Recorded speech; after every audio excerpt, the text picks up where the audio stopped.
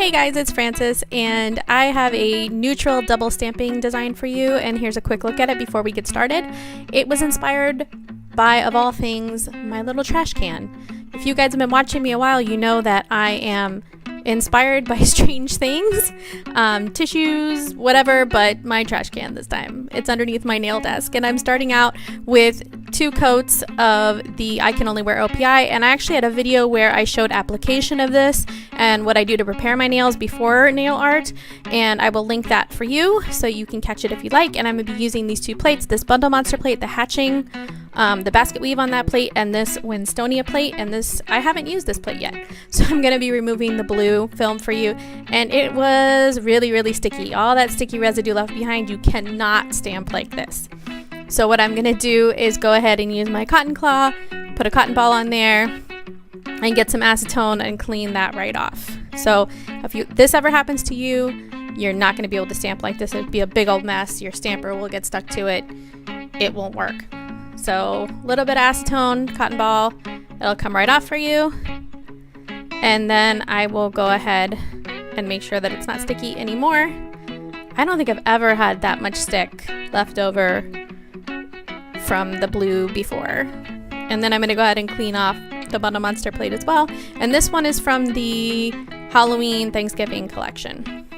And I'm going to be starting out with the Topolino, that is Esmaltes Kelly, and a little dark gray from MDU. And I got a Bundle Monster scraper and a triangular Bundle Monster stamper, which I really love, by the way. And I'm going to start out with the Topolino. If you got a good look at what the garbage can looks like, it's kind of got that thatching of a basket, that basket weave at an angle underneath with the geometric design on top of it. So I'm going to pick that up, and it was a beautiful pickup, and I'm going to just angle it on my nail, and I'm going to do that for all 5 of my nails. I'm going to have the same design on all 5 of my nails. And there's what it looks like before I do anything else. And I haven't even cleaned up yet. I know some of you OCD guys are going to have a real fit because I'm not going to clean up to the end, but I'm frugal with my time, ladies. I'm frugal with my time. And then I'm going to come in and do this design with that MDU. Now, I don't know if anybody else has had an issue with their MDU, with the uñas, but I got mine about a year ago. And it must be separated pretty terribly. There's a lot of, if you look at it, like an oily residue left behind. I don't have a shaker, so I decided to use Grease Lightning from Sally Hansen Insta Dry, and it might be a touch lighter, but not worth noticing, and that picked up just fine.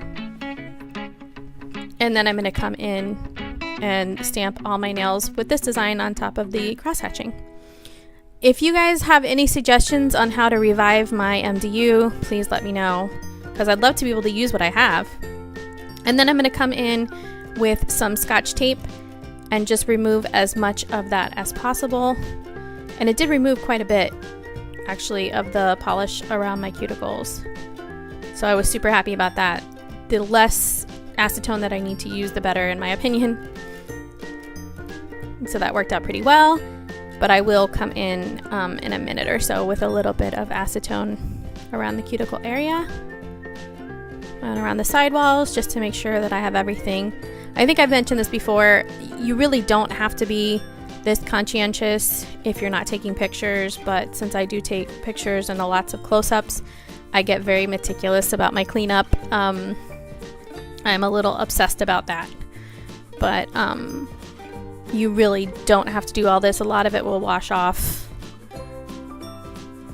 And I'm going to come in with a fast dry top coat, and I think I'm using Out the Door. And then I'm going to come in with, once that dries, that's what it looks like, shiny. I'm going to be using a matte top coat on top of this. I always do a fast dry before the matte because I'm always afraid that the matte is going to smear my design. And when you do all that work, I'd rather just take the extra minute or 2 that it takes to put on the fast dry top coat rather than take the chance that it's going to smear my design. So then I'm going to make sure I get all the nooks and crannies with my matte top coat, and this is the final look. I actually really liked how this one turned out. I had a lot of fun with this one. Anyway, I'm going to show you some final pictures and one close-up. And this is what the final design looked like. And I want to thank you guys for watching. Thank you for spending your time with me. And I will see you guys again next time. Hey, leave in the comments what's the strangest thing you've been inspired by. See you next time. Bye.